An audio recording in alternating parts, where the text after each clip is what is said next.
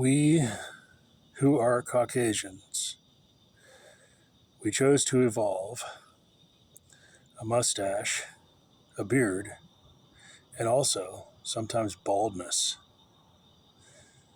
These are all controversial choices. And it's normal that we would argue that it's legitimate, but it's really not normal. So in the next 100,000 years, Caucasians should try to not have baldness. Why should men have baldness? It would be better if we didn't. So that I compared that to original sin, that Caucasians chose to evolve a mustache. It's like an eyebrow under your nose, but it's much bigger than an eyebrow. And then Caucasians chose to evolve a mustache and a beard and baldness. These are not actually, we think it's legitimate just because there's so many Caucasians, but there's also Africans and Chinese. And the racially pure Africans and the racially pure Chinese don't have so much baldness. It's rare. And they also don't have much of a mustache or beard. So we have to think about that, and I think we should take responsibility for it. I compare it to original sin. The mustache, I compare it to original sin, and the baldness. It was a choice. It was not. It was not by accident or because of climate. The baldness might have been an accident. I can hardly imagine women having a preference for bald men. I can hardly imagine that would ever have happened.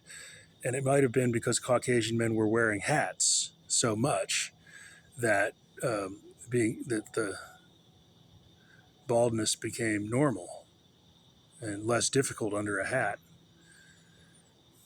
Maybe it has to do with Caucasian men wearing hats for thousands of years. Caucasian men in a colder climate, but if it had been a cold climate, the cold climate had been the reason for evolving a mustache and beard, women would have it too. So Caucasians have to accept responsibility for these evolutionary choices. It didn't just happen. That's why I compare it to original sin, because we're born carrying the genetics of baldness and a mustache and a beard. Not every one of us has baldness, but it's common in Caucasian genetics. And I compared it to original sin. Some people are going to say, well, you're like Reverend Louis Farrakhan telling Caucasians that their genetic traits are sinful. Well, we chose it. A mustache and a beard and baldness. We chose it.